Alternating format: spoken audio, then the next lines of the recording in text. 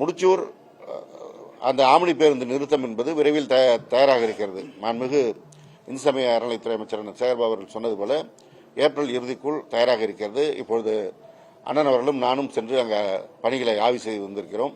அதற்கு பிறகு முழுமையாக கிளாம்பாக்கம் பேருந்து நிலையத்தில்தான் அனைத்து ஆம்னி பேருந்துகளும் இயங்கப் போகிறது. எனவே இந்த இடைக்காலத்திற்காக ஒரு தேவையற்ற குழப்பத்தை ஏற்படுத்துவதும், அது குறித்து பல்வேறு பேட்டிகளை கொடுப்பதும், சமூக வலைதளங்களில் தேவையற்ற குழப்பத்தை ஏற்படுத்துவதும் ஒரு விரும்பத்தகாத செயல், கண்டனத்திற்குரியது. மக்கள் கிளாம்பாக்கம் பேருந்து நிலையம்தான் முழுமையாக இயங்குகிறது என்று இங்கே வந்து பேருந்துக்கு எதிர்பார்த்து போய்க் கொண்டிருக்கின்ற நிலையில் இந்த குழப்பத்தை ஏற்படுத்த வேண்டாம் என்று நான் அவர்களுக்கு அன்போடு வேண்டுகோள் வைக்கிறேன். பொதுமக்களை பொறுத்தவரை கோயம்பேடிலே இயங்கிய பேருந்துகளில் 20% பேருந்துகள், அதுவும் குறிப்பாக வட சென்னை பகுதியை சேர்ந்தவர்கள் பயணிப்பதற்கு ஏதுவாக இருக்க வேண்டும் என்று நம்முடைய மாண்புமிகு இந்து சமய அறநிலையத்துறை அமைச்சர் அண்ணன் சேகர்பாபு அவர்கள் ஏற்கனவே சொல்லியிருந்தபடி மாதாவரத்திலிருந்து இயக்கப்படுகிறது. காரணம், திருவொற்றியூர் பகுதியில் இருப்பவர்கள், ராயபுரம் பகுதியில் இருக்கின்றவர்கள், மாதாவரம் பகுதி, ஆவடி, அம்பத்தூர் போன்ற பகுதியில் இருக்கின்றவர்கள் கிளாம்பாக்கம் வந்து செல்வது சிரமமாக இருக்கும் என்ற காரணத்தினால்தான் 20% பேருந்துகள் அங்கிருந்து இயக்கப்படுகிறது. மீதி 80% பேருந்துகளும் கிளாம்பாக்கத்திலிருந்து முழுமையாக இயக்கப்படுகிறது. எனவே பேருந்து வசதிகள் முழுமையாக வழங்கப்படுகிறது. இன்றைக்கு போன்ற திருமண நாட்கள், விடுமுறை நாட்களில் கூடுதல் தேவைப்படுகின்ற பொழுது கூடுதலாகவும் ஏற்பாடு செய்யப்படுகிறது.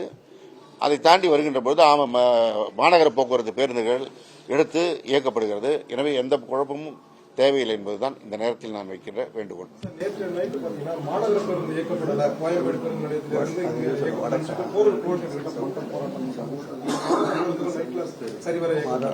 அதாவது ஷெட்யூல் சர்வீசஸ் இருக்கு. இந்த நேரத்தில் இந்த பேருந்துகள் இயக்கப்படும், அந்த பேருந்துகள் இயங்கிக் கொண்டிருக்கிறது.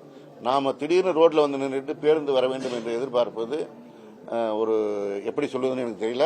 மற்ற மாநிலங்களில், வட மாநிலங்களெல்லாம் எடுத்துக்கிட்டா பேருந்து சேவையே குறைவு. நமக்கு ஈடா இருக்கிற பேருந்து சேவை இருக்கிற மாநிலம்னா பக்கத்தில் கேரளா, ஆந்திரா.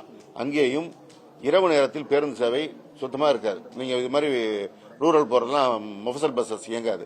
மிஞ்சி போனா வெகு தூர தொலைதூர பேருந்துகள் தான் இயங்கும். எஸ்சிடிசி நம்ம இயக்கிற மாதிரி அங்க இருக்கிற தொலைதூர பேருந்துகள் அவையும் 10 மணிக்குள்ளால தங்களுடைய சர்வீஸை துவங்கிடுவாங்க. எனவே இந்த அளவிற்கு இரவு நேரத்தில் சர்வீஸ் கொடுப்பது நம்முடைய தமிழ்நாட்டில் இருக்கிற போக்குவரத்து துறை தான். நம்முடைய போக்குவரத்து துறையில் இருக்கின்ற ஊழியர்கள் இரவு பகல் பாராமல் உழைக்கின்ற காரணத்தினால் இந்த வாய்ப்பு கிடைச்சிருக்கு. அவங்களும் மனிதர்கள் தான். அவங்க மிஷின் மாதிரி வந்துட்டு 24 மணி நேரம் இயங்குறதுலாம் சாத்தியம் இல்லாதது. எனவே எந்த பேருந்துகள் எந்த நேரத்தில் இயங்குகிறது என்பதை ஒரு PDF ஃபார்மேட்ல போட்டு ஏற்கனவே சமூக வலைதளங்கள்ல வெளியிடப்பட்டிருக்கிறது. கிளாம்பாக்கத்திலிருந்து எந்தெந்த நேரத்தில் பேருந்து இயங்குதுன்னு அதை பார்த்து வர வேண்டும் என்பதுதான் எங்கள் வேண்டுகோள். எல்லா மக்களும் வந்துடல, ஒரு 500 பேர் 600 பேர் வந்துட்டு தான் இந்த பிரச்சனையே வருது. இப்ப மீதி பேர்லாம் தெளிவா தான் இருக்கிறாங்க. எந்த நேரத்தில் பேருந்து இயங்குது, எந்த நேரத்தில் நம்ம போனா போக முடியுங்கிறதெல்லாம். இந்த பிரச்சனை செய்யறது ஒரு 500-600 பேர் வந்து நின்றுகிட்டு தான். அவங்களுக்கு இந்த நேரத்தில் நான் வைக்கின்ற வேண்டுகோள், பேருந்து நிலையங்கள் எந்த நேரத்தில் இயங்குகிறது அப்படிங்கறத பார்த்துவாங்க. மற்ற நாட்களில், விழா நாட்களில் கூடுதலாக 3 நாள் 4 நாள் அரசு விடுமுறை வருகின்ற நாட்களில், இந்த போல முகூர்த்த திருமணம் நிகழ்ந்திருக்கின்ற முகூர்த்த நாட்களில் கூடுதல் பேருந்துகள் இயக்கப்படுகிறது. அதுவும் எந்த அளவிற்கு இயக்க முடியும்னா நம்ம எத்தனை பஸ்ஸை வந்து டைவர்ட் பண்ணி விடலாங்கிறத பொறுத்து அதை கருத்தில் கொள்ள வேண்டும்.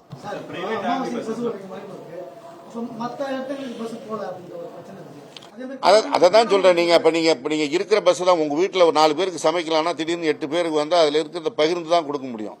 அதை வர்றவங்க தான் நம்ம தான் சமாளிச்சுக்கணும்.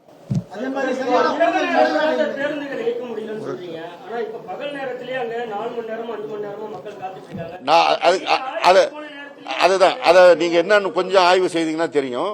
பேருந்து முனையத்துக்கு உள்ள வரும்போதே வெளியில இருக்கிறவங்க பஸ்ல ஏறிக்கிறாங்க, அங்க வெளியிலேயே நின்று ஏறிக்கிறாங்க.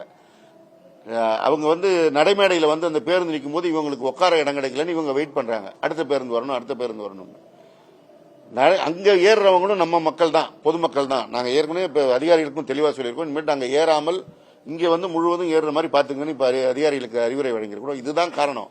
பேருந்துகளே இல்லன்னு எப்படி சொல்ல முடியும்? நீங்க வந்து ஷெட்யூல் சர்வீஸ் வந்து இயக்கலன்னா நீங்க வாங்க, ஒரு நிமிஷம் வெளியே வாங்க.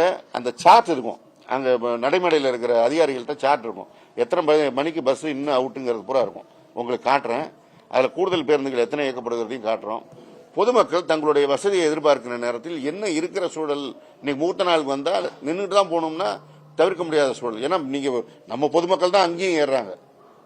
நீங்க தான் ஊடகங்கள் தான் அவர்களுக்கு சொல்ல வேண்டும், எங்களுக்கு சொல்லுகிறார். பஸ் வந்து இப்ப அவங்களோட கோயம்பேடுக்கு பக்கத்துல இருக்க அவங்களோட ஓன் பிளேஸ் வந்து ஏற்றாங்கல்ல, நாங்க சிட்டிக்குள்ள கொண்டு போய் விடுறோம் அப்படின்ற மாதிரி எக்ஸ்ட்ரா ஃபீஸ் வந்து இப்ப எக்ஸ்ட்ரா வந்து டிக்கெட் பிரைஸ் ஏற்றிருக்காங்க.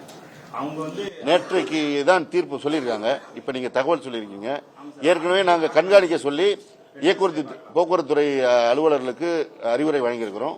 தணிக்கை செய்யப்படும். தவறு நடந்தால் நிச்சயமாக நடவடிக்கை எடுக்கப்படும்.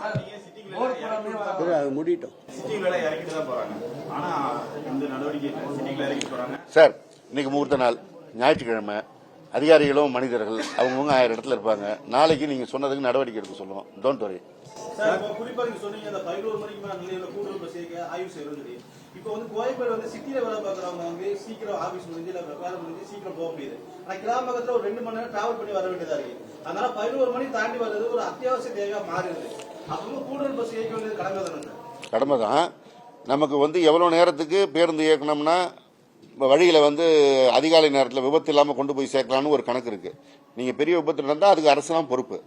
அப்ப அதுவும் இல்லாம தவிர்க்க வேண்டும். நம்ம அதையும் கணக்கில் கொள்ள வேண்டும். நாம் ஆசைப்படுவது மாத்திரமல்ல, எல்லோருடைய பாதுகாப்பையும் உறுதி செய்ய வேண்டிய அவசியம் அரசுக்கு இருக்கிறது. செய்திகளை உடனுக்குடனும் துல்லியமாகவும் தெரிந்து கொள்ள சப்ஸ்கிரைப் பண்ணுங்க.